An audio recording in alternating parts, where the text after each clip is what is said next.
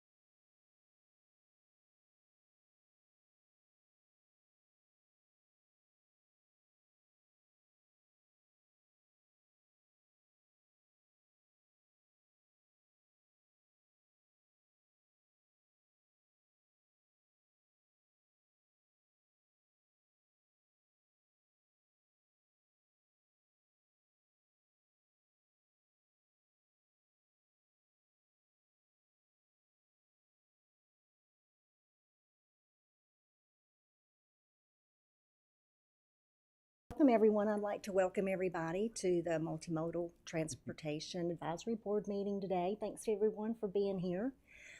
This is our first meeting that we've had our larger group together, so we thought it would be a great opportunity for everyone to go around and do a just real quick, brief introduction. If you wouldn't mind sharing your name and just telling us, how long you've been on the committee perhaps, and then we will get started with the agenda. And Pat, we'll start with you. Okay, Patrick Curley. I've lived in Apex for about 25 years or so. I've been on the committee for a year. I work at an engineering firm currently. I used to be in IT, and I used to be involved in transit planning and transportation planning for that same engineering company. My name is Gay Williams. I've lived in Apex for almost 13 years. I've been on this advisory board for 1 year, and I'm recently retired from Cisco Systems. Welcome. I'm Noah Top. I'm new to the committee, very much excited to be a part of it. I have lived in Apex for the last 7.5 years and work for UNC Health doing a variety of real estate facilities as well as air operations work. So very much excited to facilitate conversations around improving town of Apex and its transit. Great.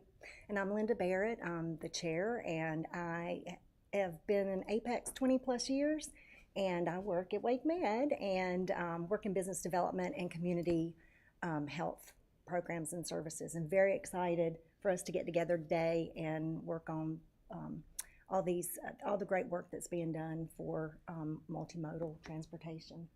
I'm Elizabeth Bruner, a lifelong bus rider. We lived in Apex for 22 years. This is my first meeting. I'm a grant writer by profession, but I think I'm really a bus advocate at my heart. Good afternoon, I'm Mark Spagnoli. My day job, I'm the Director of Engineering for the town of Morrisville. So I kind of live and breathe the work we're going to be doing here. I've been in Apex 5 years now. I actually am one of the ETJ representatives, so it's good to be here. Nice meeting you. Fantastic. All right. Okay. We'll go ahead and get started through the agenda. We'll call on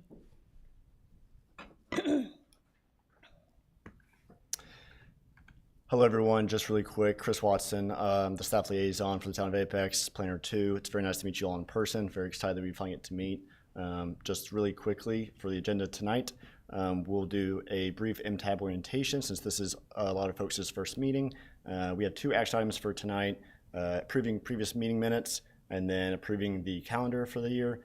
Staff will also, since we have a lot of new folks, go over transit plans and funding programs and sources, the capital improvement plan for the town, and then we'll touch a little bit on the introduction to P-Plan 2055, which is our long-range comprehensive plan that we're currently working on, and then we will finish with conversations on informational items if there's any comments, and close with other business before we adjourn. Of course, welcome to all of our new members. And Shannon, if you want to do a brief overview of MTAB.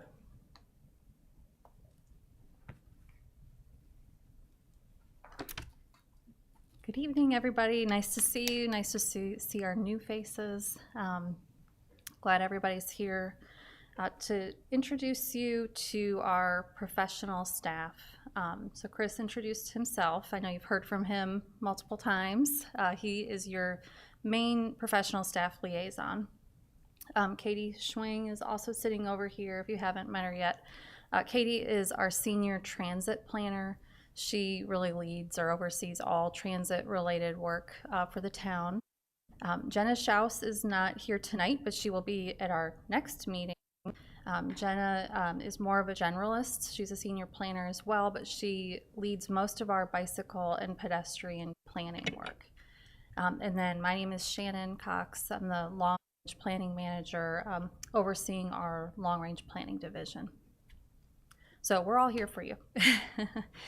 Just wanted to briefly take some time during this meeting because we have so many new members and some members who've really just been here for 1 year. We thought it would be good to give the whole board an overview or refresher related to transit at this specific meeting, and then the next meeting we'll use to get into more of our bicycle and pedestrian planning work. So just kind of wanted to provide that overview. This board really started around transit.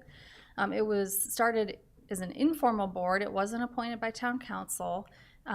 When the transit tax referendum was passed and started in 2016, a lot of energy was happening in our region around transit, and I was kind of on my own at that point. We didn't have this great team, and I really needed some community input and voices about what do we want to get involved with, where are we headed with transit. And so that's why, you know, the board was started in an informal capacity to really be a sounding board and help give guidance related to transit specifically.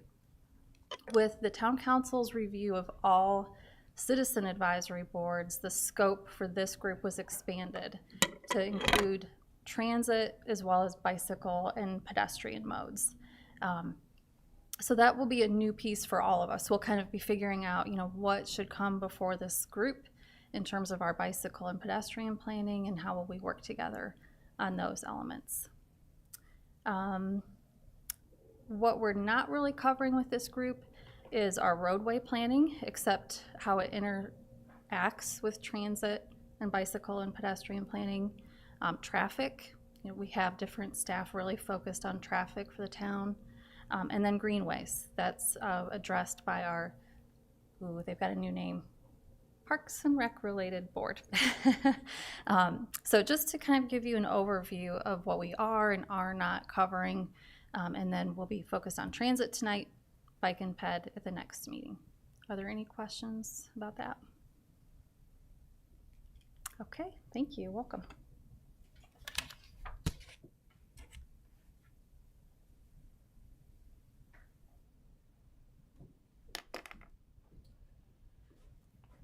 For this item, unless there are any conversations or topics to be discussed, if you got a chance to review the previous meeting minutes, we will just be looking for motions, two separate, one to approve the April 9th minutes, and then a separate motion to approve the July 9th minutes. So I will hand it over to you, Chair. At this time, would someone like to make a motion to approve both sets of minutes? I'll make a motion to approve the minutes for April 9th, is that what it was? Yes, and could you also state your name? Oh, too? Patrick Curley. Thank you. Mm-hmm. So it's for the April 9th and July 9th? Yeah, and July 9th. Mm-hmm. Is that, Second. okay. Mark Spagnoli. Thank you. All those in favor signify by saying aye. Aye. Aye. Any opposed? Okay, thank you very much.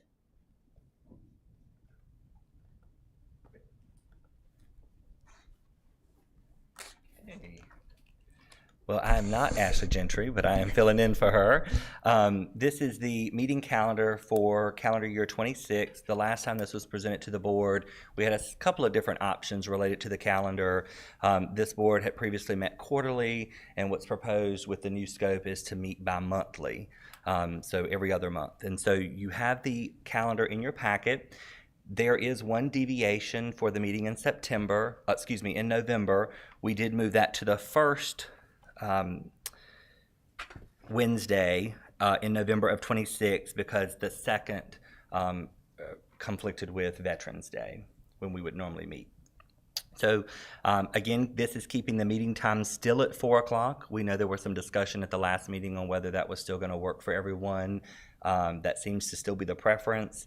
So the request is to adopt this meeting calendar so that we can provide proper notice going forward into 26. Happy to answer any questions. Does anyone have any questions about the proposed calendar? I missed the last meeting, but I thought I saw something in the minutes about changing the time from 4 o'clock to 5 o'clock. Something decided already on that, or? So one of the requests was one of our newer members had requested that the time be changed. They have since moved out of the jurisdiction and so had to resign from the board. There was no other request from other board members to amend the time, with one member stating that if they did move to evenings, they would not be available to attend. Okay, thank you. So So at this time, we're saying the start time will be the same as it has been, starting at 4, ending by 6. I'm comfortable with the 4 o'clock. Okay. Would someone like to make a motion to approve the calendar as provided? So moved. Gay Williams. Okay. Would someone like to second? Second, Mark Spagnoli. Okay. All those in favor of approving the calendar for 2026, please signify by saying aye. Aye. Okay. Motion Thank approved. you. Thank you. Thank you. And we have our youth representative here now, and we would like to swear her in and get her introduced. If we can deviate slightly from the agenda, we would like to get her sworn in. So, Shamishka, if you want to come up and maybe give a little bit about you, and then I'll get the oath of office stuff ready. Hi, my name is Samiksha, and I'm an 11th grader, and I'm really excited to be on this board and raise more awareness about transportation in our town. Fantastic. Welcome. Welcome. Welcome. Thank you. Can we swear her in? Absolutely. Please do. That'd be great.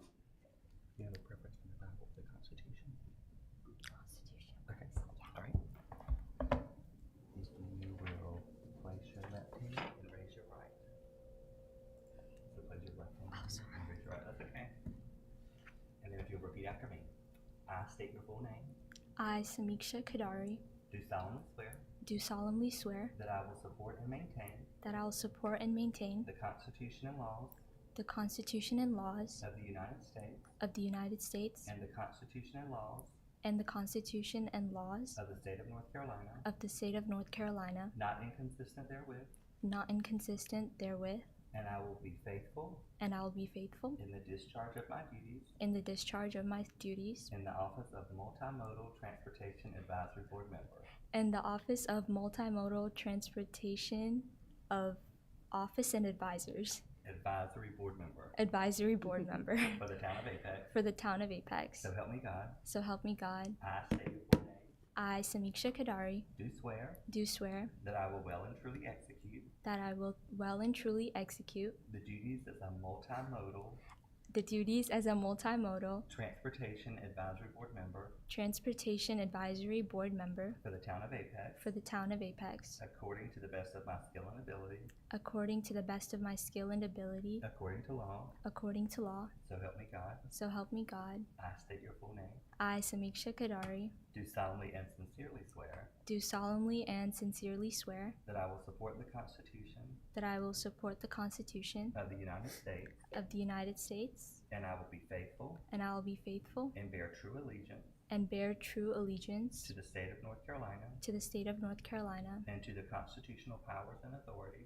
to the constitutional powers and authorities which are or may be established for the government thereof, established of the government thereof, and I will endeavor to support, maintain and defend the Constitution of said states, not inconsistent therewith, the Constitution of the United States, to the best of my knowledge and ability.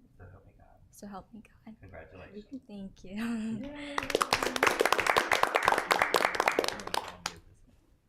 Thank you. Thank you. Thank you.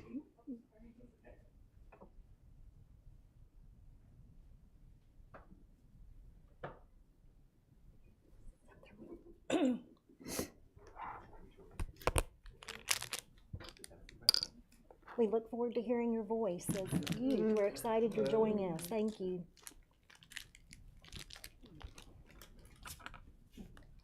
So if we're ready to move to the next item, my name is Katie Schwing, as Shannon mentioned earlier. I'm the transit planner for the town. And as part of our sort of overview presentation, I'll be giving some high-level information about the transit plans and funding that influences what we do here with transit. So I'm keeping it kind of quick, and I think if there are questions, I'm happy to answer them, but I'll probably just go through the presentation first, and then we can determine how much time there is potentially for discussion, or I'm happy to answer questions over email or however else, separately if needed. But I'll be going over kind of two main regional plans that influenced transit planning in Apex, the Wake Transit Plan, and then another study called the Western Wake Comprehensive Operations Analysis, and then I'll be going over local plans. So you might all be aware of this. Is anyone not familiar with the Wake Transit Program? Okay, everyone seems to be pretty well aware. This was a countywide referendum passed in November of 2016. Some of you might have voted in that referendum if you were here in Wake County. It established a half-cent sales tax that is dedicated solely to transit improvements in the county. It was also accompanied by a transit vision plan that Campo, the regional MPO, spearheaded, and was meant to guide the implementation of programs that were funded through that new funding source. The plan was updated in 2021 and now is set to be updated another time in just a few weeks. It's slated to go to the Campo Executive Board and the Go Triangle Board of Directors later this month.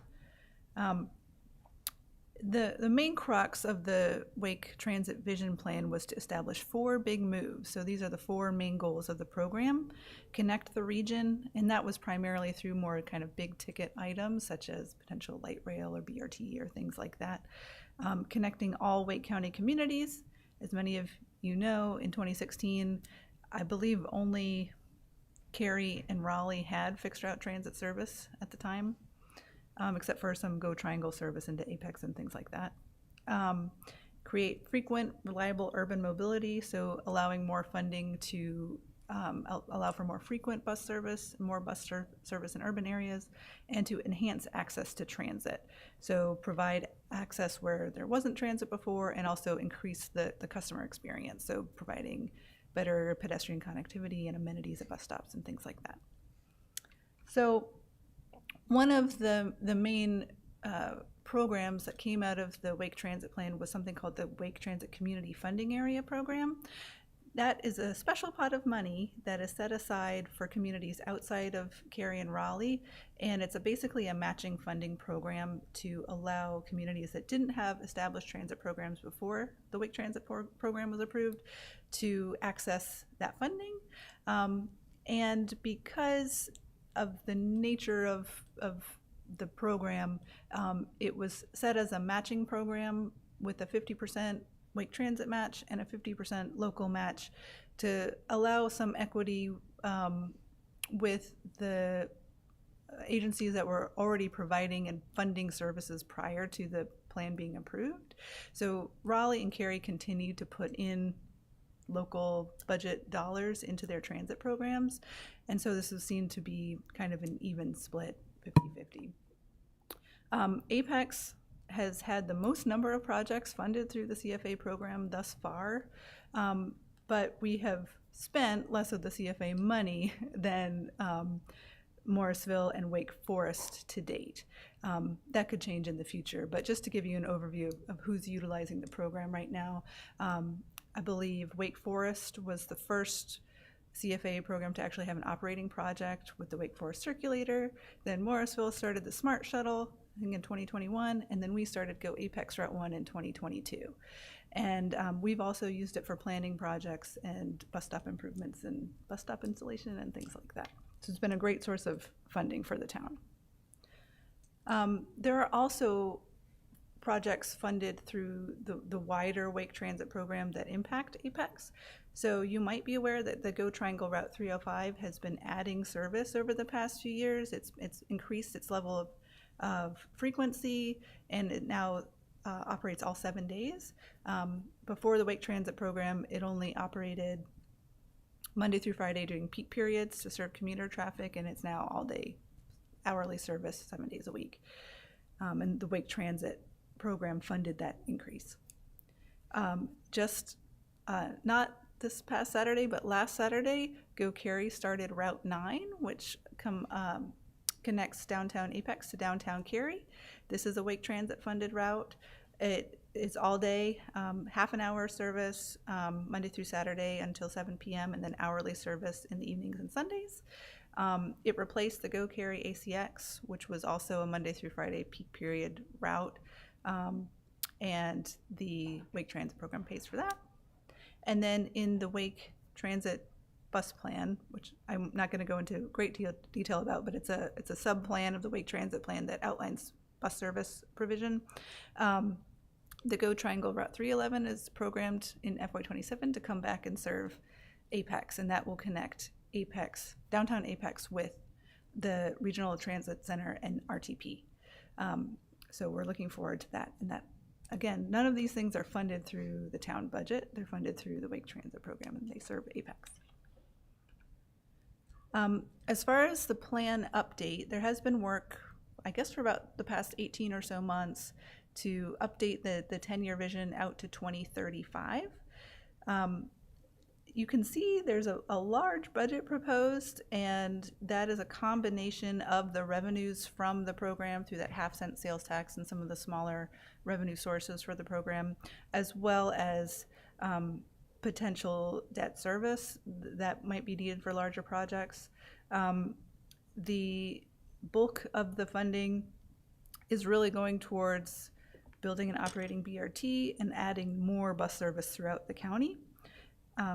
You might know there are 4 planned BRT, bus rapid transit lines, all converging from downtown Raleigh, one going east down the New Bern Avenue corridor, one going north towards North Hills and also Triangle Town Center, one going west to Cary, and one going south towards Garner. So they're all in all various stages of planning and project development right now. And I believe the New Bern Avenue corridor is slated to kick off construction really soon. And then the remaining funding is everything else that you might see, and the CFA program is way down at the bottom and has a $60 million budget proposed for the next 10 years. So that's what we use to help fund our services. So how did we get to Go Apex Route 1? In addition to this new funding source that opened up in 2016, 2017, Go Cary also conducted a comprehensive operations analysis in 2018 that took a deep dive in the potential market and proclivity for transit around the Western Wake area, and identified the sort of the bare bones of a potential route in Apex. If you can see that dark blue route, that was sort of the initial idea for a circulator route in Apex. So that was kind of continued into discussions with the town, and it sort of turned into a part of the transit chapter of our long-range plan, which was adopted in 2019, the one that's called Advance Apex. At the time, before this point, Apex didn't have a fully fleshed out transit plan map, and this plan established that. This is an updated version of it. It gets updated basically every time there's a change, but it kind of served to identify one possible future route, and then additional long-range planning was done to identify other route ideas. But in 2019, 2020, the town endeavored to do a service planning study to actually try to implement that proposed circulator from the comprehensive operations analysis. We got a CFA planning grant to do that, and there was a lot of community engagement involved. And the route and service plan was revised to include a few more areas, especially the town hall area and a few other locations. And then we applied for further grants for operating assistance and bus stop installation, capital project assistance, and launched the service on July 30th of 2022. So moving ahead, looking ahead, we realized that the comprehensive plan and the transit plan map had identified kind of the top priority for transit service in Apex, which was Route 1, but did not really go into any detail about what the next priority would be after that point. So staff realized we needed a little bit more planning work to determine what the next step should be for transit improvement and expansion. And we conducted the Apex Transit Prioritization Study. It actually was a 2-year process. Originally, I thought it was going to be a 1-year process, but it took a little bit more time than originally thought. But it established a prioritized list of transit improvements for approximately a 5-year time frame. It was just accepted by Town Council this past September. And the study and the recommendations are available online at the town webpage or directly through the link publicinput.com/transit study. And we also just recently updated the transit plan map to reflect these 5-year recommendations for fixed route transit service, which you can see online as well. And that was approved by Town Council this past month. But the basic idea is that we have Go Apex Route 1. We'd like to make some changes to really help focus access on downtown better. Right now, the route is a circulator and really only serves downtown once per hour. We've proposed some changes to actually have downtown served twice per hour, so from whichever end of the route you're coming from, you can access downtown more quickly. We've also proposed a second fixed route that would serve kind of opposite orientation of town compared to Go Apex Route 1, that would go up to up Laura Duncan Road to Pine Plaza Drive, where Costco and several apartment complexes and things are. Serve Eva Perry Library, come back through downtown, go all the way down to Pleasant Park, go up to Apex Barbecue Road, kind of circle around the Depot 499 development, come back to downtown.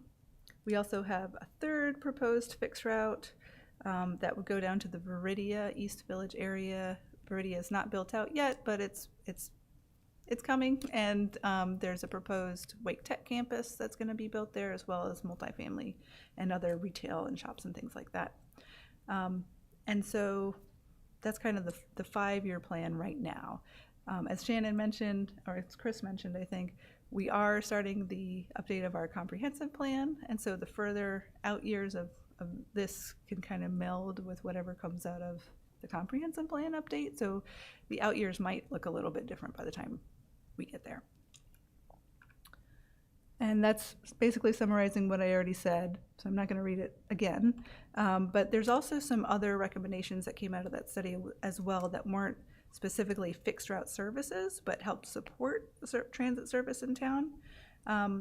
Those include supporting phase 1 of the proposed downtown mobility hub, which is identified through other studies that we partnered on with NCDOT on to basically have a mobility hub that could also serve as a potential future passenger rail station downtown.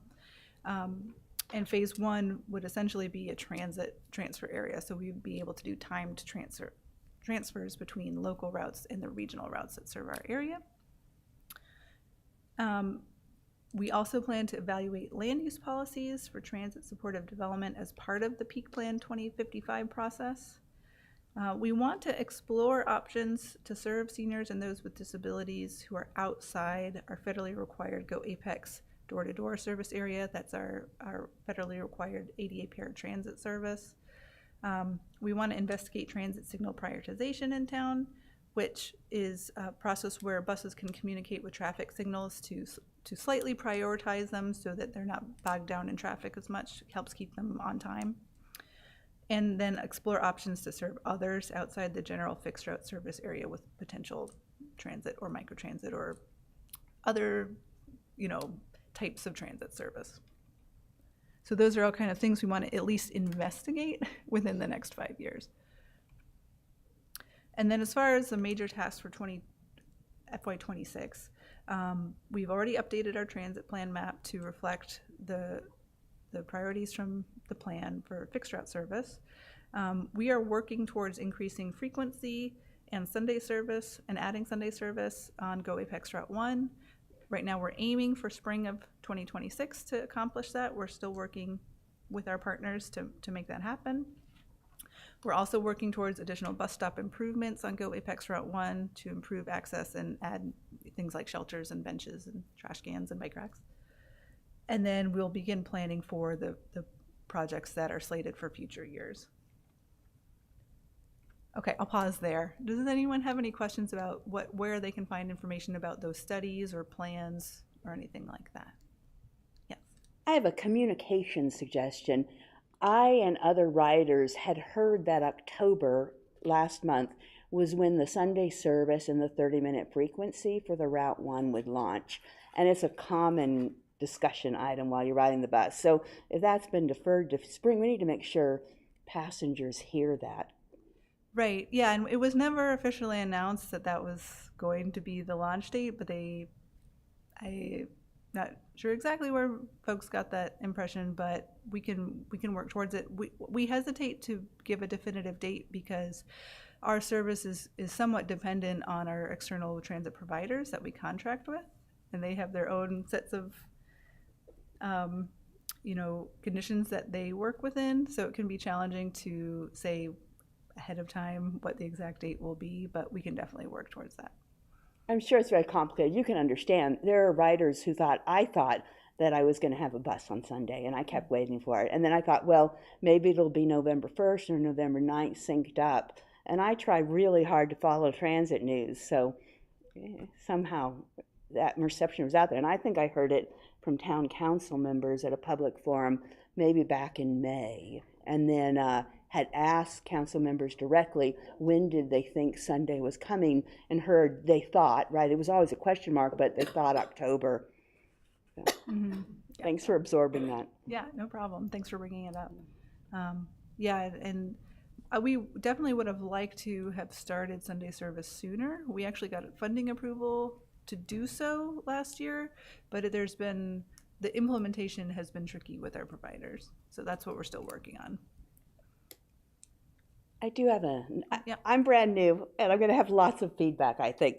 I also have some concerns about, we're waiting for a real mobility hub, but in the meantime, the municipal building, in the eyes of riders, is serving as a miniature transfer point, or in some ways like a small little hub, but it does not have any of the amenities that we need. And the big one there, you're going to hear this a lot from me, is restroom access. It's just a primary issue for riders who are making long loops and then potentially are even racing to get to their transfer. You might have 3.5 minutes, right, to catch the next bus. Where are you going to use the facilities? And then sometimes, I've had days where I'm on the bus for 3.5 hours in sequence, and where to find hygiene access. It's a bigger issue for bus people than I think non-riders understand. So I know that the drivers can go into the municipal building. When it is open, are passengers welcome to come inside as well? Yeah, so the Mason Street Municipal Building has a restroom on the first floor that's open whenever the building's open. The building does close in off hours, and so only the operators have access off hours for security reasons. But yeah, it's open to anyone to come in during the 8 to 5 p.m. open hours. Is there a way to let riders know that? We can.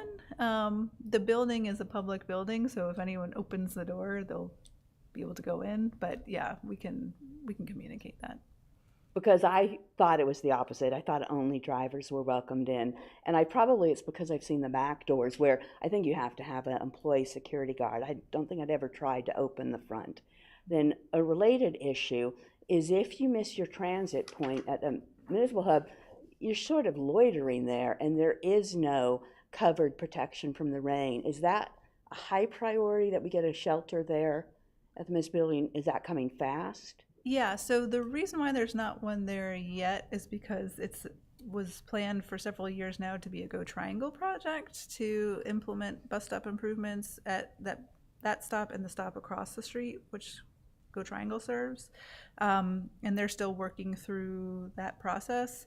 We are working with them to try to get a shelter sooner, and they've acknowledged that and are trying to work towards that, to have a shelter at that stop, but I don't have an exact date for it yet.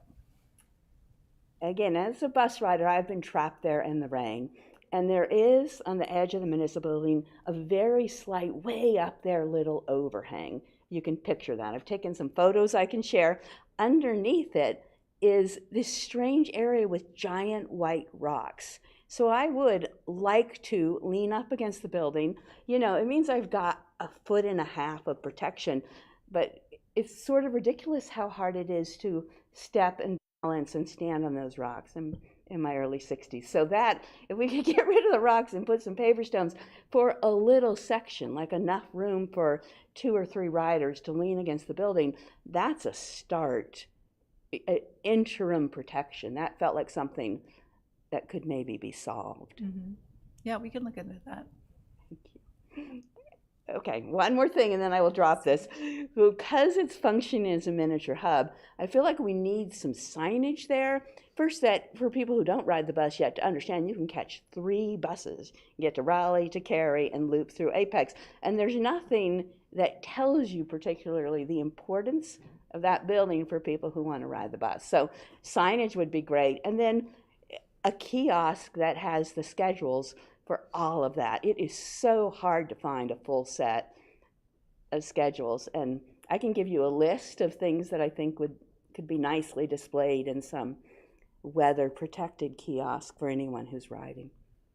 Yeah, so Go Cary and Go Apex recently added schedule information at their stops, so those are there. I don't think Go Triangle does that, and I don't think they typically print out a lot of copies of their ride guides, so it's not really within our ability to provide that information, but we can always request them to add more information. Provide that feedback.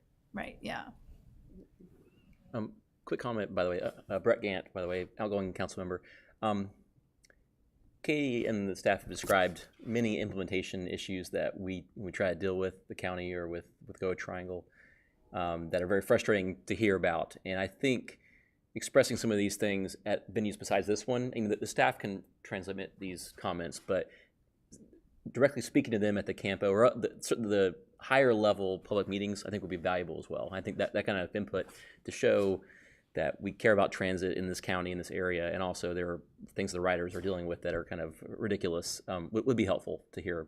I know you did comment on the Wake Transit 2035 update, because I did too, and I was looking through my own comments, saw yours. I think that's really good to do that, because otherwise I think they don't hear from people like this, and especially people outside of Raleigh and Cary. So if folks can help me and maybe other board members know when there's a chance, I do every survey I see, and I would gladly to go to meetings, but once again, most of them are pretty impossible to get to by bus. Campo makes me crazy, right? They should make it possible for a bus rider to reach their meetings and give feedback.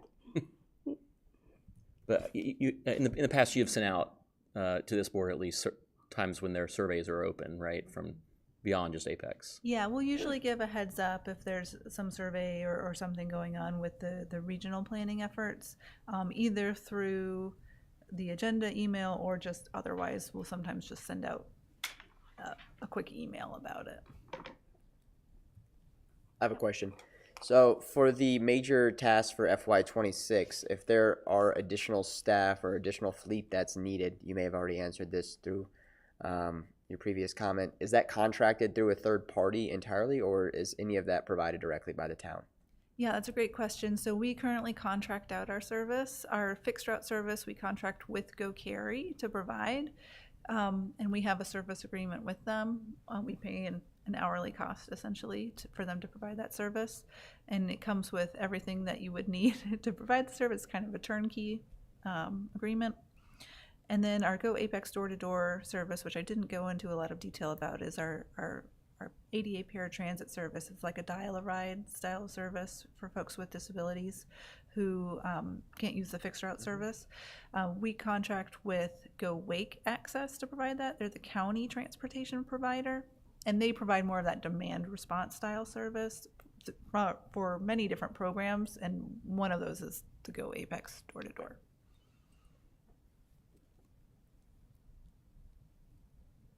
Thank you. Any other questions for Katie?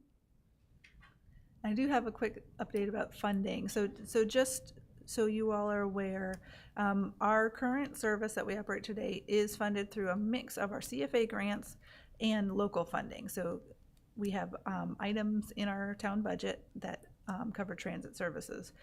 So the CFA grants have been used for our circulator study, our Go Apex bus stop installation, our Go Apex bus stop improvements, as well as a project that's in the works right now to add sidewalk along Saunders and Hinton Streets to better connect those neighborhoods to the transit stops that are nearby. And so that there's a smaller match on that project because we also got another funding source on that one. In addition to the CFA grants, the town has option to enable a $5 charge on vehicle registration fees for vehicles that are registered in Apex. That is designated for transit service funding and improvements, funding for improvements. So we use that as part of our local match. And the last estimates I saw was that brought in about $250,000 to $300,000 per year, which up till this point has done a pretty decent job of covering the operation costs that we've had for the service. As we continue to expand service, that $5 charge is likely not going to cover everything, so it will be a smaller mix. But the town has enabled that.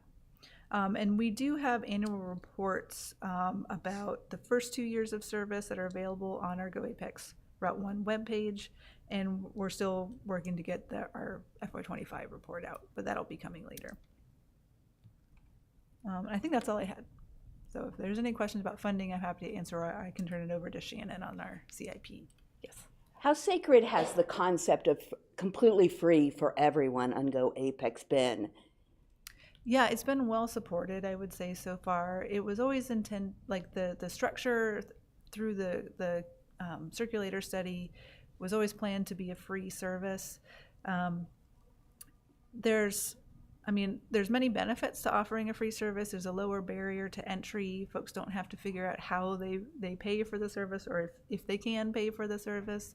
There's also less work involved when you don't have to actually collect a fare. You don't have to do all the accounting and actually handling of money that goes along with that, maintaining fare boxes, things like that.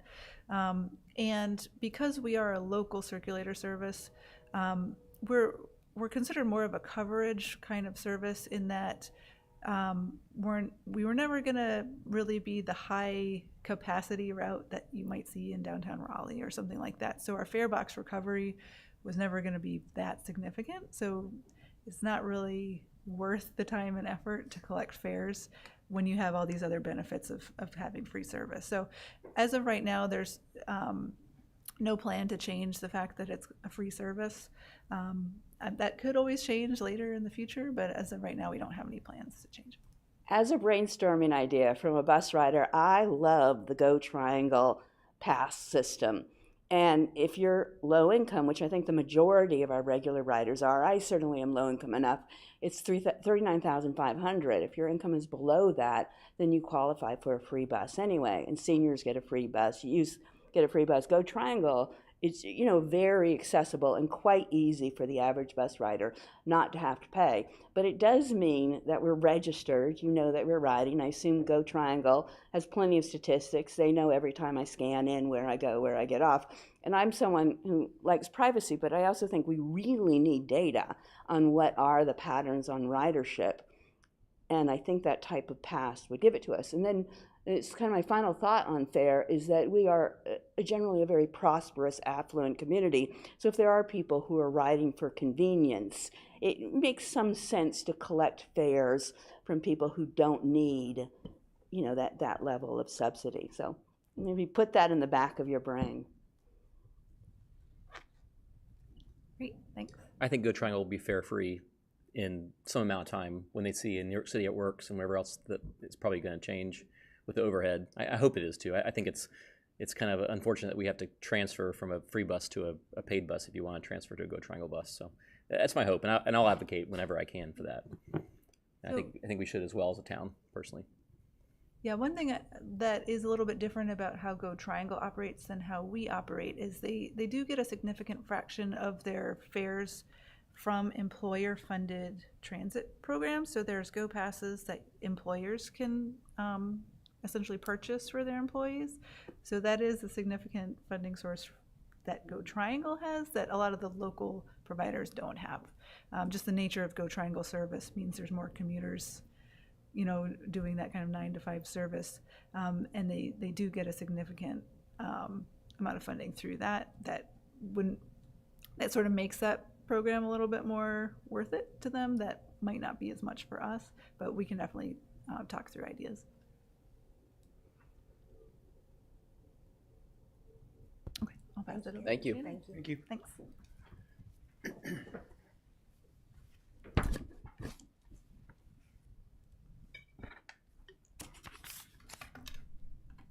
Okay, the next item is also some foundational information. We thought both for transit and for bicycle and pedestrian items that will come before this board, it'd be helpful to have a little bit of background on the capital improvement plan. And I don't think that this is something that we've really talked about much with current or past board members either, so this might be new to everybody. But the capital improvement plan is a town document that is basically a 5-year projection of our major expenditures, major capital expenditures. And so that major is over $100,000. So any capital expenditures that are over $100,000 go through this planning process. Even though it has a 5-year projection, it's updated annually, and this is available at the URL in your presentation slides. So while we're focused on the transportation piece, this accounts for all capital expenditures, so, you know, fire trucks, other capital needs town-wide. The process basically starts in July and ends in the May to June timeframe, so it's very cyclical. It feels like we stop and then we start right away.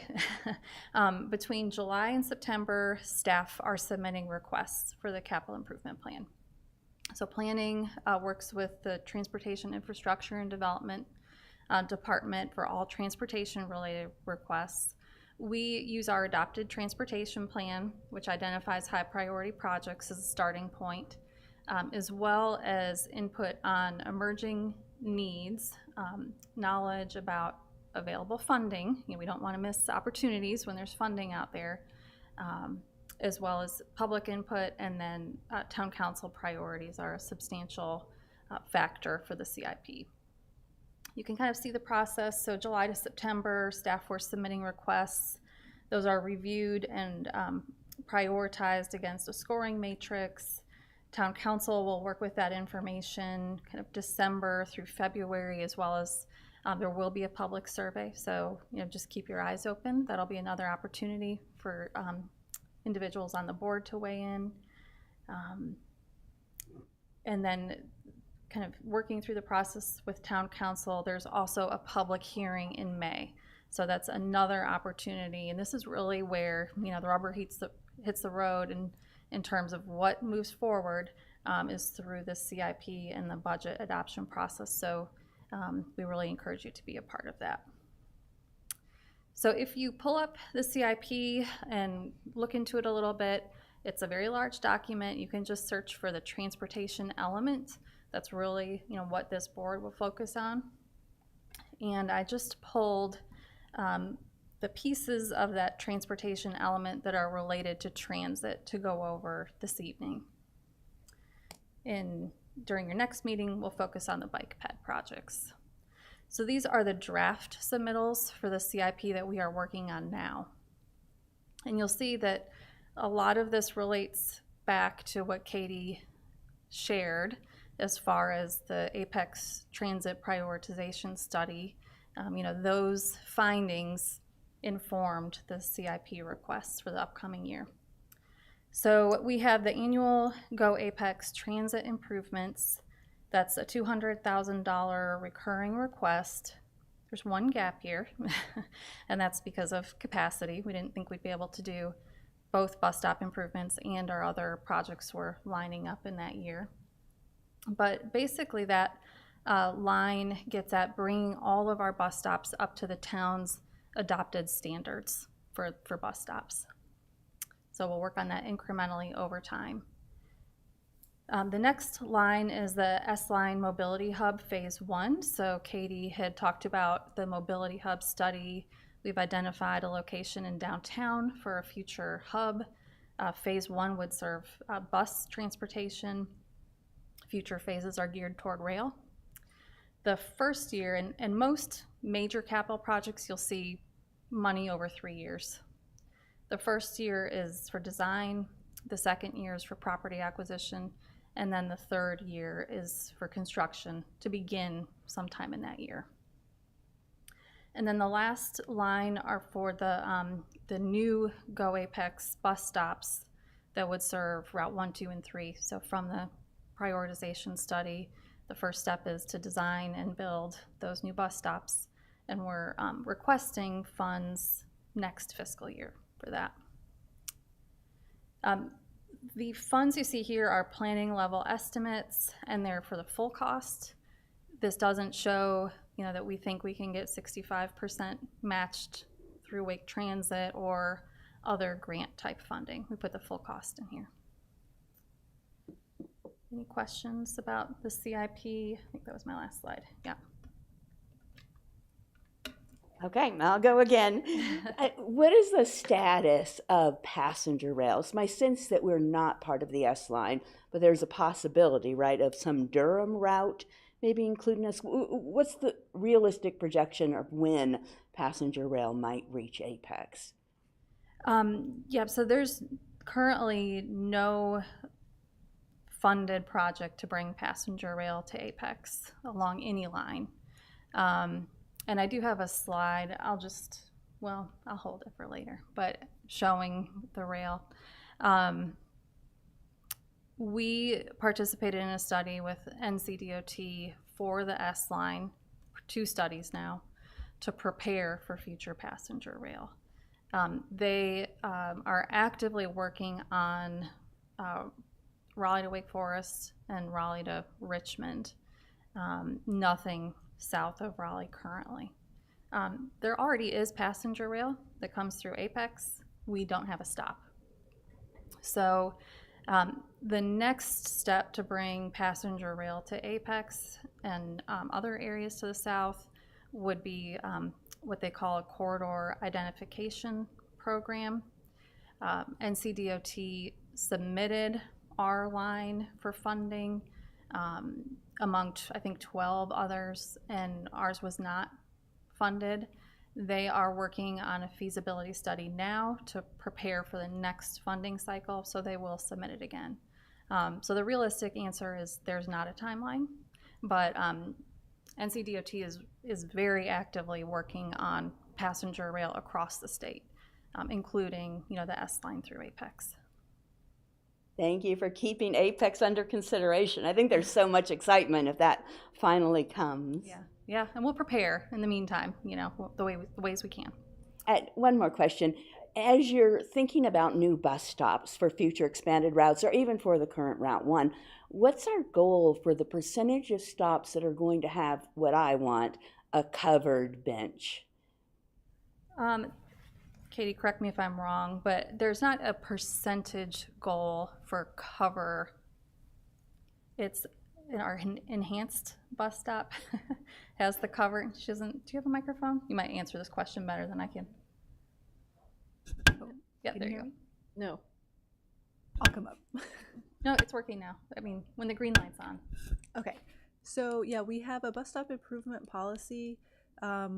We are aiming to work overtime to make improvements to bus stops. Our standard bus stop improvement, which means that any bus stop can qualify for, includes a bench. So that's our aim, is to make sure at least every bus stop has a bench. We're working towards that right now. We also have a category for enhanced bus stops, which includes a shelter, trash can, and bike racks.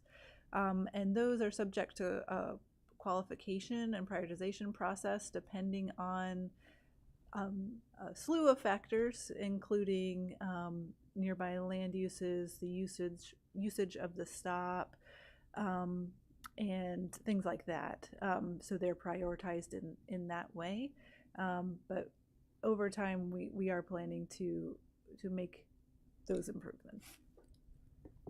Glad to hear that. Thank you. I'll just advocate a little bit. As a bus rider, if it's raining or extreme heat or anything and there's not a covered stop, I don't ride.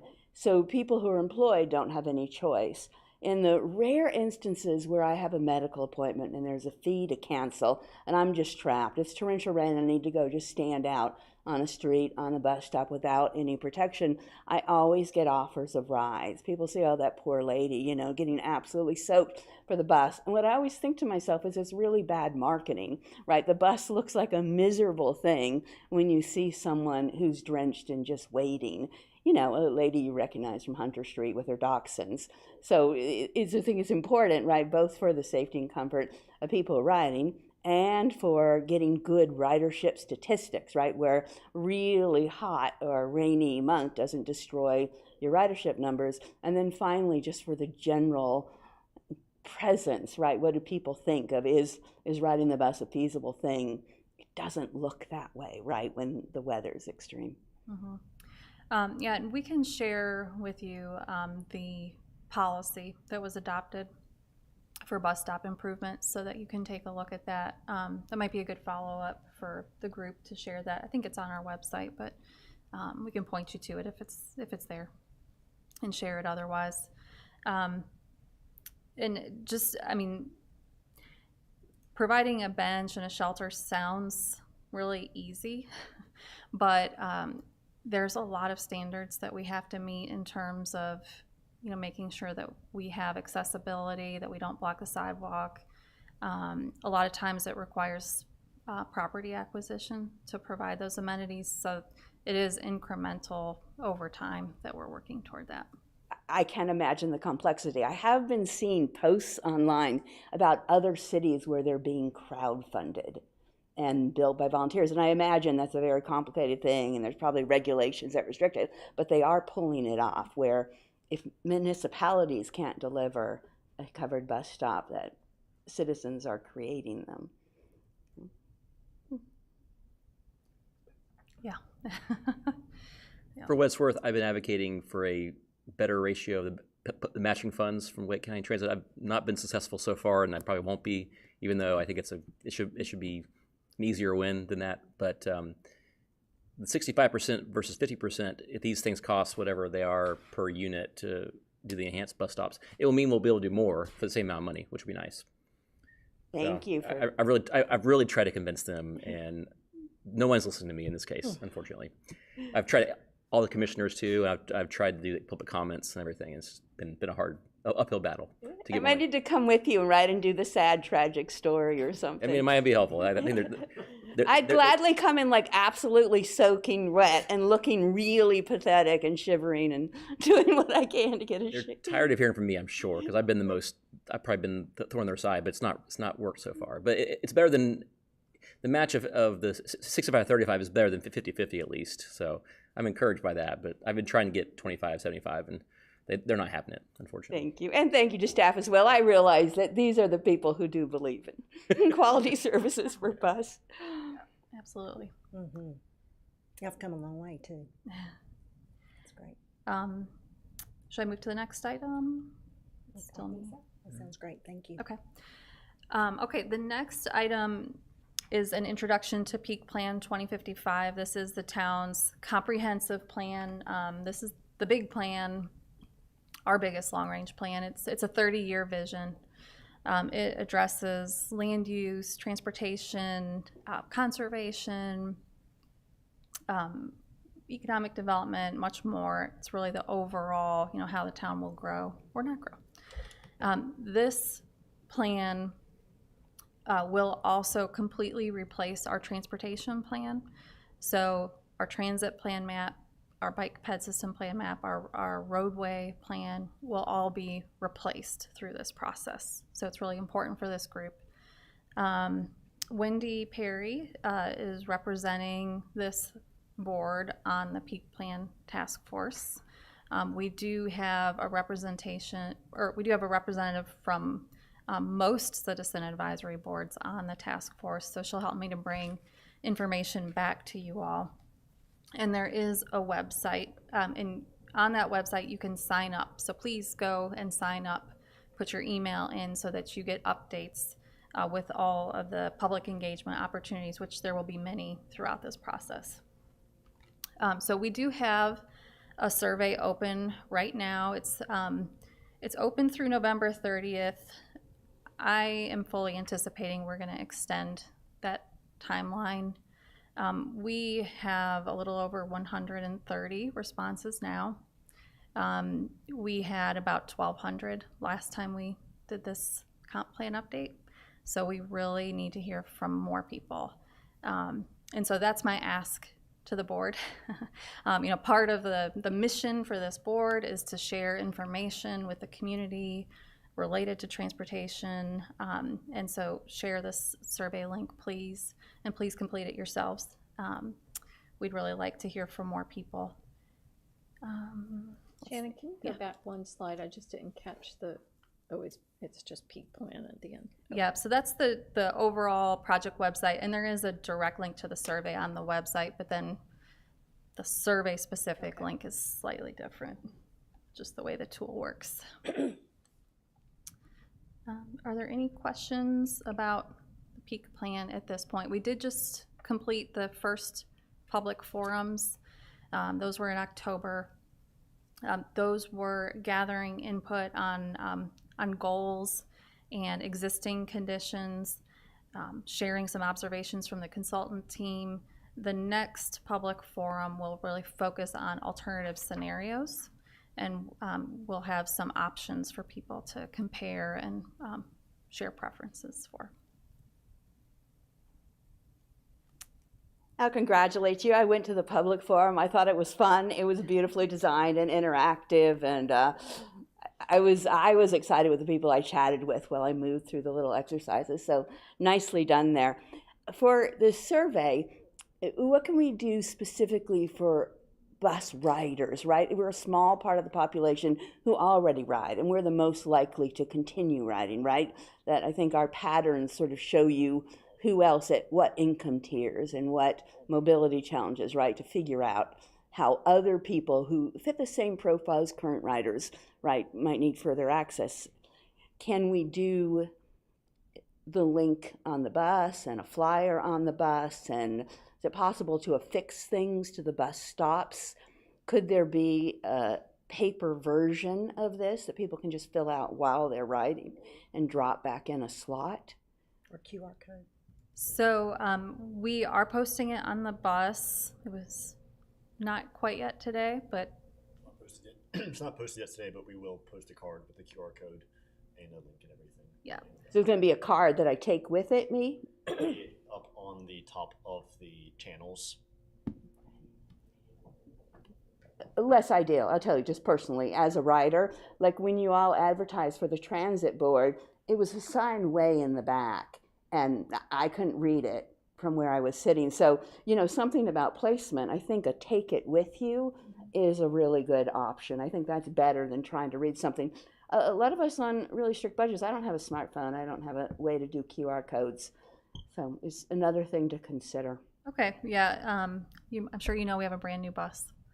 So getting the new information on the new bus, the way the channels work, that sort of thing, we didn't quite get the information out there as early as we would like to, but now we are working to get it on the bus. And we'll look, I think there's only 2 brochure holders available on that bus, but we'll look to see if we can somehow provide copies there. The Go Triangle bus has this brilliant multiple tiered rack where they have, I don't know, it might be space for 16 different brochures plus other stuff. There's no reason that we're limited just to a little plexiglass holder, right? I assume since Go Apex, it's our line, that we can ask for a better holder, and you only need to put it on 2 buses. That can't be so cost prohibitive. Mm-hmm. Yeah, we'll work through it. We do not own the buses, but we will work with our providers to see what we can do, make sure there's places. And we do have some yard signs that we've used to advertise the plan overall in the first public forum. So we could look at moving some of those around to make sure that they're at some key bus stops. Thank you. That's a good idea. Mm-hmm. Yeah. Yeah, I'm open to any ideas that you have to get the word out. That's good. When was a peak plan supposed to be finalized? It's a good question. It's an 18-month process. It'll probably stretch, honestly. I don't remember the end date from when we started. We're still in phase 1 of 3. Okay. So.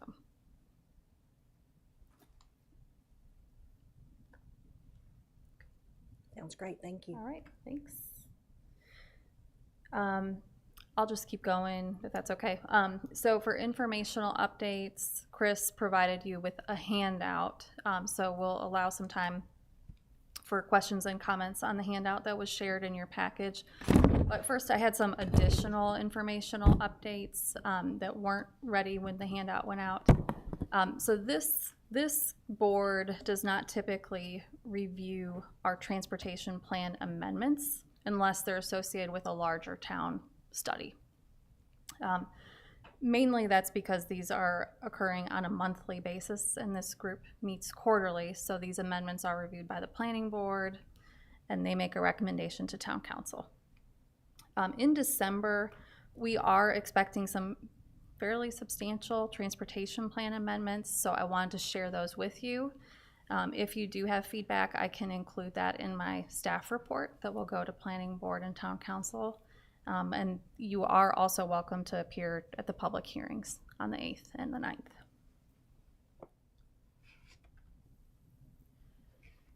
So this is a view of our transit plan map. And so these amendments are associated with Viridia and the North Carolina Children's Hospital. The first amendment, we were talking about rail. So this black and white line shows future passenger rail. And this blue circle is where we have worked with DOT to identify as that potential passenger rail station, as well as bus transfer station. The first amendment is to propose removing the extension of passenger rail from downtown to Viridia. And there's a few reasons that staff are actually proposing this amendment. First of all, there was a recent rail investment study done by Campo, and this spur was not included because it's not considered a candidate for federal funding. So Campo looked at all the rail projects across the region and really looked strategically at how can we get these funded, and this just wouldn't really even qualify for federal funding.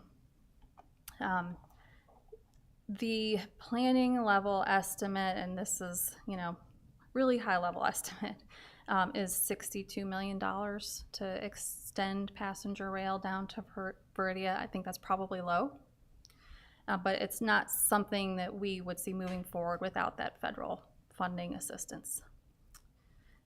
This was also added to our plan when light rail was, an idea for the region. It's really not on the table anymore. So passenger rail would not serve this area with the same frequency that we would want to have transit kind of serving Viridia and the Children's Hospital. In the meantime, it does create a substantial barrier for planning this area and designing the development that's coming. So we do plan to bring this recommendation to planning board and to town council, and I wanted to get it in front of you all since you're having your meeting. Staff are recommending removing the rail station and rail line. We are also recommending adding a bus transit center, or mobility hub is the more modern term, within Viridia, closer to the 55 corridor. This is where Wake Tech is coming as well. This will be is envisioned as a retail center within Viridia. It's along one of our future prioritized routes as well as a Go Triangle route. And 55 is really emerging as kind of the transit spine for Apex. So we have been working with Viridia, and we are recommending adding that transit center. With Peak Plan, we also anticipate looking at bus rapid transit as a possibility for serving Apex with that premium transit, but that will be more in our comprehensive planning process. Any questions about this one? And there's one more.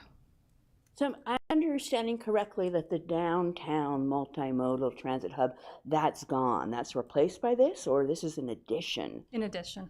Okay, thank goodness. Yeah, in addition.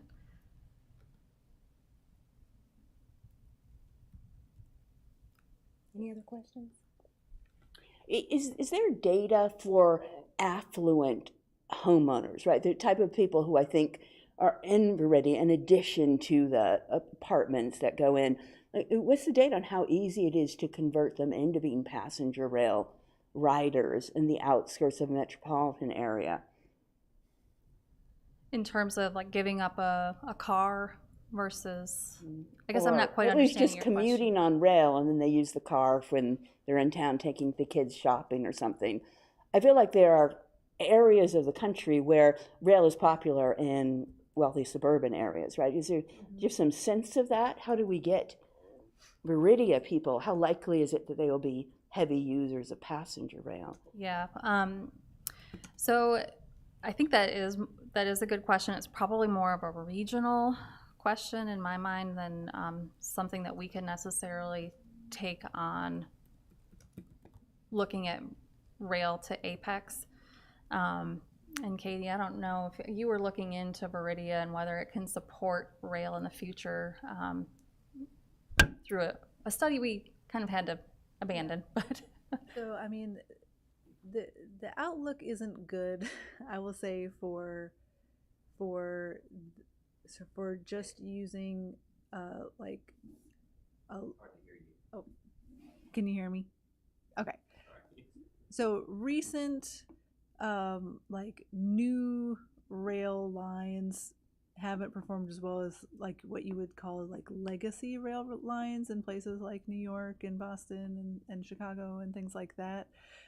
So it does present a challenge if we have to build the actual. So I guess one thing to clarify, there is no rail line, no actual rail that comes down to Viridia right now. So that would have to be built, and just the cost benefit prospect probably wouldn't make sense at this point. yeah. Yeah, so yeah, Katie's correct. Sorry, I didn't point that out. But this section from where you depart South Salem Street, Old US 1, across US 1 into Viridia, that would all be new corridor. So there is no rail line there, and it would have to cross US 1, which is a challenge.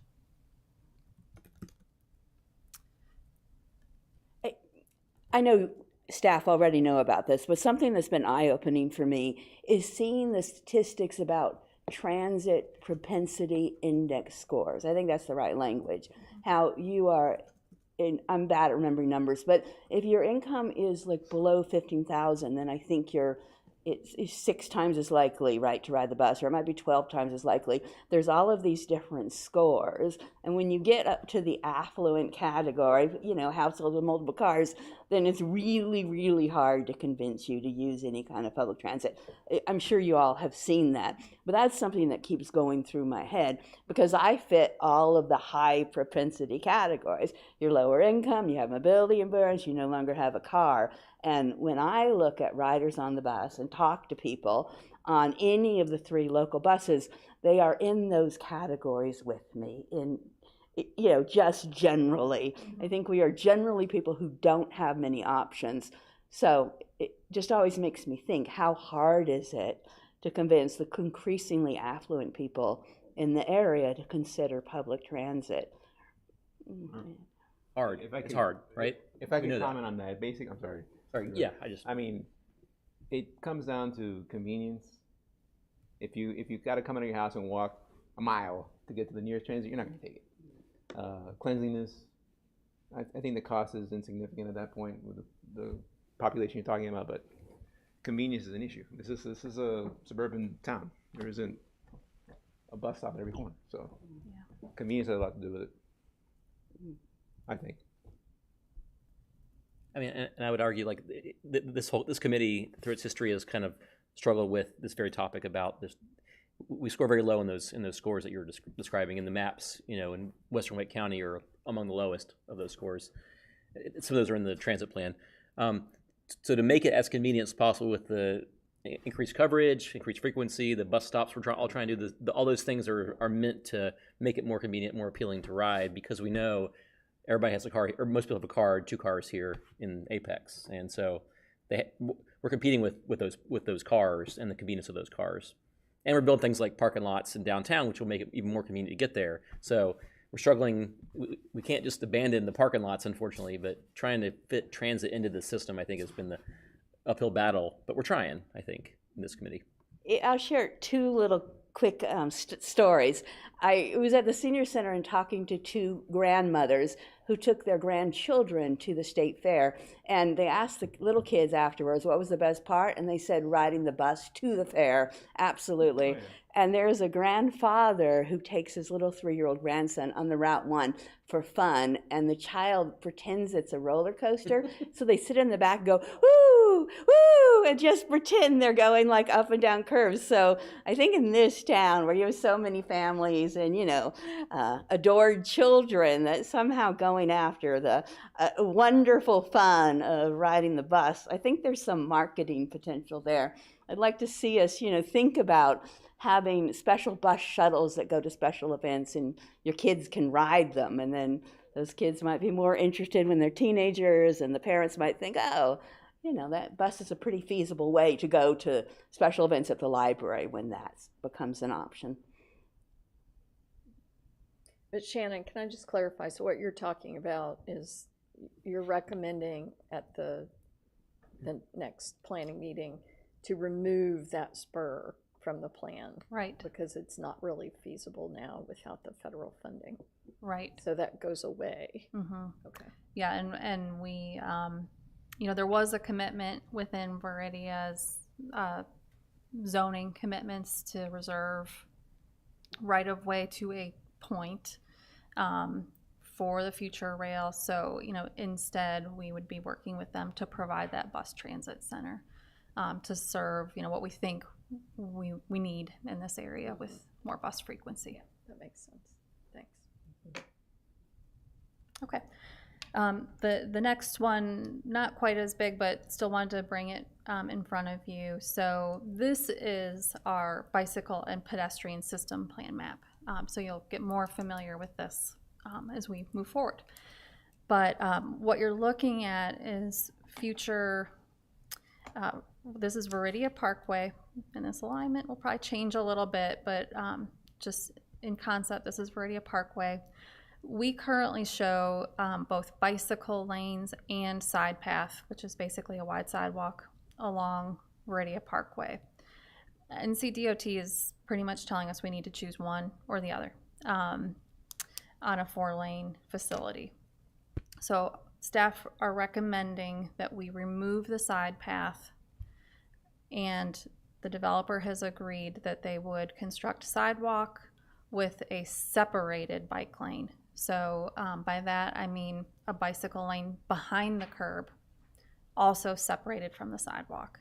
So there would still be, accommodations for both bicycles and pedestrians that are separate from each other, and it would be out of the roadway. So that will be coming as well at those meetings. Any questions about that one? Okay. That's all I had. Thank you. Thank you. Thank you. Thank you. Thanks, Shannon.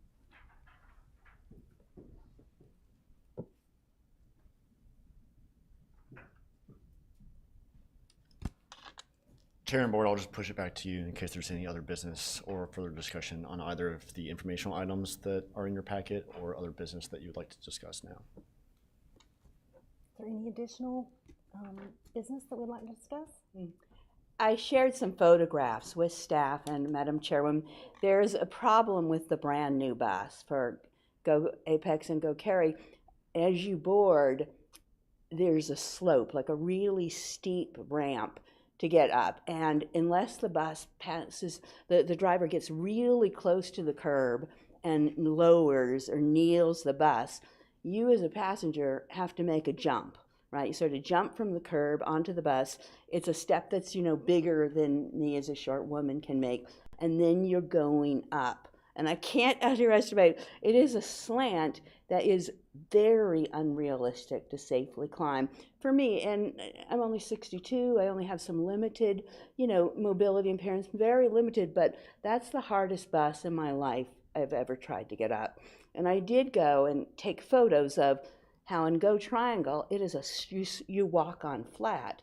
And on the old buses for Go Carry, it's a minor slope that I've never had any trouble getting on the other buses in comparison. But this new Go Apex one, I usually have a roller cart with me with heavy things, and to get myself up the slope and then drag a cart, I might have a giant bag of dog food in. I saw a woman get onto the Route 9 at Dorcas Ministries. She was a young woman and she had a baby in a stroller, and she could not get up there. So I happened to be riding, so I had to help from the inside, get her baby stroller up. And I wanted to just raise the alarm about this, that I think it is a serious barrier for our traditional rider base, for people who have any sort of physical limitation or, maybe even over age 50, right? I think young and athletic, like I'm sure you could hop in. A high school kid probably played basketball and he took it as a challenge. He leapt from a sidewalk curb onto the flat area. But the fact that he saw it as an obstacle course, like, oh, that looks fun, let's jump up there, that's a warning sign of how problematic it was. And it's enough of a barrier for me now that if I can get to my destination without riding those buses, that I'll take Route 305. So consider that alarm raised. Now, I should say there are solutions. That if the driver is very conscientious about pulling up to the curb, get as close as possible, they kneel or lower the bus. And for me, I can then do that if I'm not hauling anything with me. Or, and I've seen a driver do this once, they put the entire wheelchair ramp out, and then it becomes a very easy, mild slope, and you're going flat from the pavement to step onto it. I've only seen that driver do that once, and it was for an extremely frail elderly woman who had a walking cane. She had trouble getting on, she was having trouble getting off, and she had an equally elderly, frail husband at the end, like trying to catch her. But they spoke English as a second language, and she didn't understand that he was offering to ramp her off. So somehow we need communication riders to know you can expect that the bus makes accessibility easier, and to have a standard practice with the drivers that, this is your highest priority to help people who are vulnerable get up that slope. And I personally would try to swap out for a different bus. Yeah, I appreciate you bringing that to our attention. We did notice that when they got the new bus. It could be something that we look at working with Go Carry and making sure that they're communicating with their bus operators on maybe there's a certain standard operating procedures that operators can use, whether it be lowering every time or leveraging that ramp more often. But yeah, I recognize the issue that can cause for a lot of riders.